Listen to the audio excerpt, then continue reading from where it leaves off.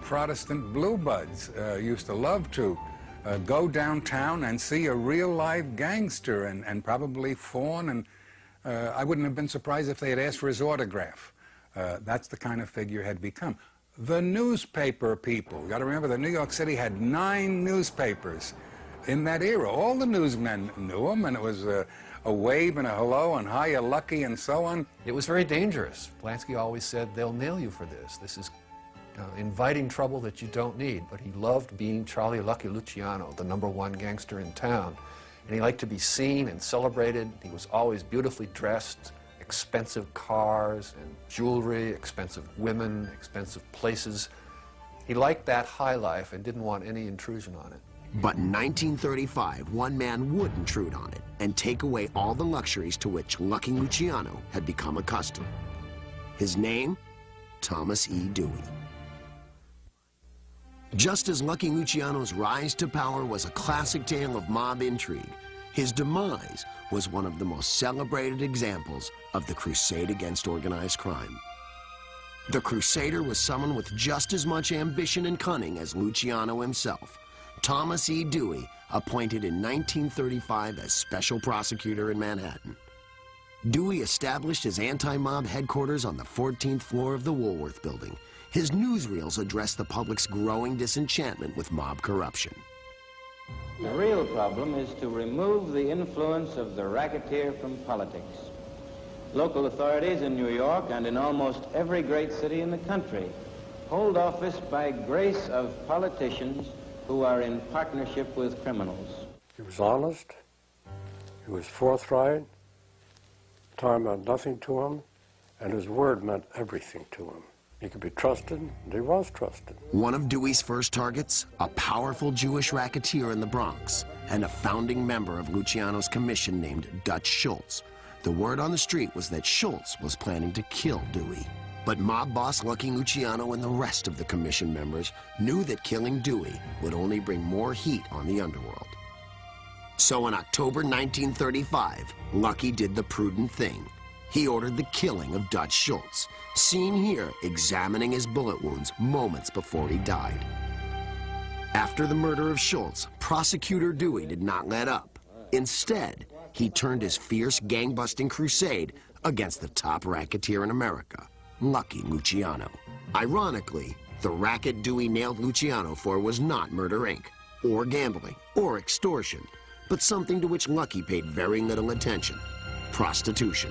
One of Luciano's associates, a gangster named Little Davy Batillo, ran the prostitution racket. He and his henchmen extorted money from whores and pimps all over the city in return for providing them with protection. And so to get the prostitution people to do what he wanted them to do, Batillo would say, well, Lucky's in on this too. Now, the way things operate in their real world, if Charlie Luciano has given you the authority to operate what is now becoming a very, very lucrative business, you'd be very foolish to say, well, good, and all the money and the profit belongs to me. You'd be crazy to do that. What you should do is once a month you call up Charlie and say, Charlie, in appreciation for all you've done for me, this is for you. And when Charlie accepts that envelope full of cash, he is obtaining the fruits of prostitution. Dewey and his team found chambermaids at the Waldorf Astoria who were willing to testify that they had seen Davy Batillo's gangsters showing up regularly to visit Luciano in his suite. With that evidence from the Waldorf, as well as the testimony of prostitutes who'd been shaken down, Dewey had his case. By March 1936, New York was ready to put Luciano on trial.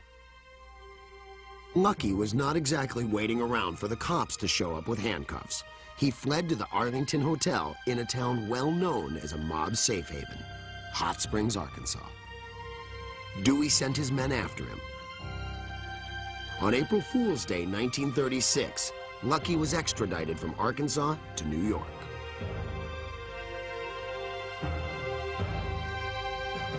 When he stood trial in June 1936, it took the jury less than 24 hours to find him guilty of overseeing a prostitution racket. His sentence, 30 to 50 years. It was a bombshell.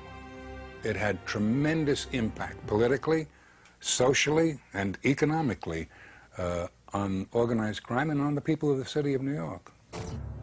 If Lucky Luciano, the most powerful racketeer of them all, could be sent off to prison and labeled the king of the pimps, then maybe the mob was not invincible after all. Luciano's partners in crime got that message loud and clear. Meyer Lansky skipped town, relocating to Florida and Havana, where he could oversee the mob's gambling interests. Bugsy Siegel chose Hollywood, where he could expand rackets on the West Coast. But life in Dannemora prison wasn't all that bad for Luciano, who, despite his conviction, was still chairman of the mob. He continued to run his affairs while in Dannemora. If your business is important enough, you're going to have henchmen who will come up and see you, and they'll speak in the code language. Luciano spends his time playing gin rummy, hanging around the yard. Little Davy Patillo is in jail with him and does all his cooking for him, prepares his meals for him. Someone else does Luciano's jobs at the prison. He gets his pants pressed and his shirts pressed. And it's just a sign of his underworld reputation.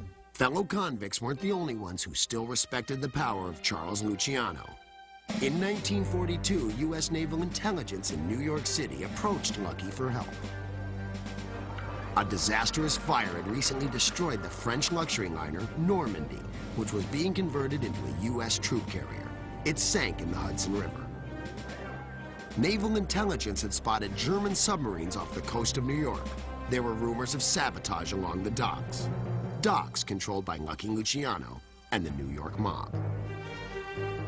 Then the local Naval Intelligence commander, Charles Hefnenden, had a most unusual idea. Why not ask the mob for help in protecting the waterfront from the enemy? It was kind of novel. I think his superiors responded to it. Gee, we can have the mob protecting the country. Isn't that wonderful? So the Navy first approached Lucky's best friend and fellow mobster, Meyer Lansky. Lansky then presented the idea to the boss in prison. Luciano did not go along with it at first. My inference is that Luciano was still mad at the law, with reason. Lansky talked him into it, said it would be a good thing for the mob to be seen in this patriotic role. And so Luciano gave his permission. Lucky was moved from the desolation of Dannemora to a place where the chairman of the mob would be much more comfortable. A minimum security prison a few hours from the city, Great Meadow. Your classic country club type prison. And there he could talk to his underbosses and all his men freely. It would seem that Lucky kept his word to the Navy. The docks were free of sabotage for the rest of the war. But Lucky Luciano was not done serving his country. As American and British troops were invading Sicily in July 1943, Allied intelligence had an ace in the hole named Luciano. All the mafia bosses had been alerted by Lucky Luciano that they should be friendly to the Allied forces, to the British and Americans, and should help to facilitate the landings in every way possible, which they apparently did. The invasion was not only a success for the Allies, but a boon for the local mafia bosses who had followed the instructions sent by Lucky Luciano from prison in New York. The American generals and captains were so grateful to the cooperation the mafia gave them that they appointed them mayors of cities, mayors of towns. And so after the landing was successful and Italy was reconquered for the Allies, the mafia was left in a position much more powerful than it had ever been before. When the war ended, Luciano appealed for leniency.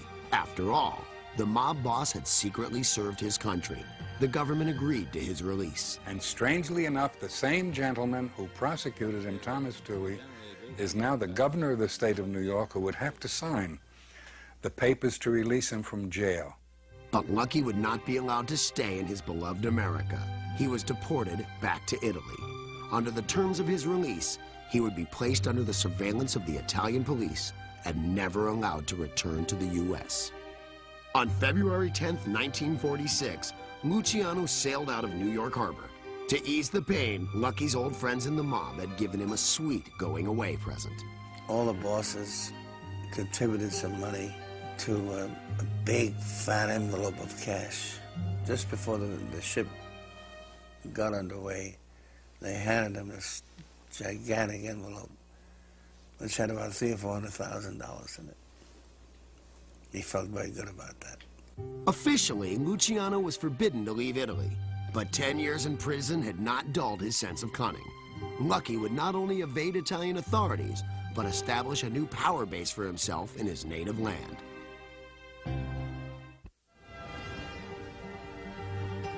In late February 1946, after spending 10 years in prison, the deported king of the underworld, Lucky Luciano, arrived in Naples by boat and set foot on Italian soil for the first time since childhood. Waiting for him at the dock were the Italian police, who questioned him briefly, then set him free. Even if it meant defying the terms of his deportation, which forbade him to leave Italy, Luciano was determined to rejoin his fellow gangsters and to resume the only career he knew, that of a racketeer. After only 8 months, Lucky fled to Cuba, a mafia paradise. It was a totally corrupt society run by a dictator who was taking money and bribes from American gangsters to run the casinos there. So it was seen as an open town, Havana, for the mob, so Luciano probably thought he'd be safe there. Safe enough to call a summit meeting in April 1947 of all his mob associates, both from New York and around the country.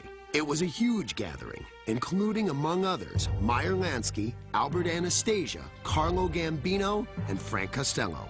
Among the crowd of celebrated gangsters was a real-life celebrity named Frank Sinatra. The excuse for the meeting was to celebrate Frank Sinatra and listen to his songs, but he was just a front. And during that meeting, they laid down a law on such things as the heroin route from Sicily to Cuba, then from Cuba to the mainland of the United States. And Luciano was the chairman of the board at that meeting. Other issues on Lucky's agenda? The division of profits from Cuban casinos and what to do about his childhood friend, Bugsy Siegel. Bugsy had been careless with mob money and had lost millions of dollars building the Flamingo Hotel and Casino in Las Vegas. There was a great deal of disappointment in how Ben Siegel had operated that business out there. He had been warned again, and he's not responding. We have to do something. Lucky made a ruthless decision. It was time to teach Bugsy the ultimate lesson in mob business, that money is more important than friendship. They sort of held a kangaroo court there and decided what are they going to do about Bugsy. And Lucky said, you gotta kill him. That sealed Bugsy Siegel's fate. On the evening of June 20th, 1947, in the Beverly Hills mansion of Bugsy's girlfriend, Virginia Hill, Bugsy was brutally murdered. After the summit meeting, Lucky wanted to stay put in Cuba and run the international heroin racket from there.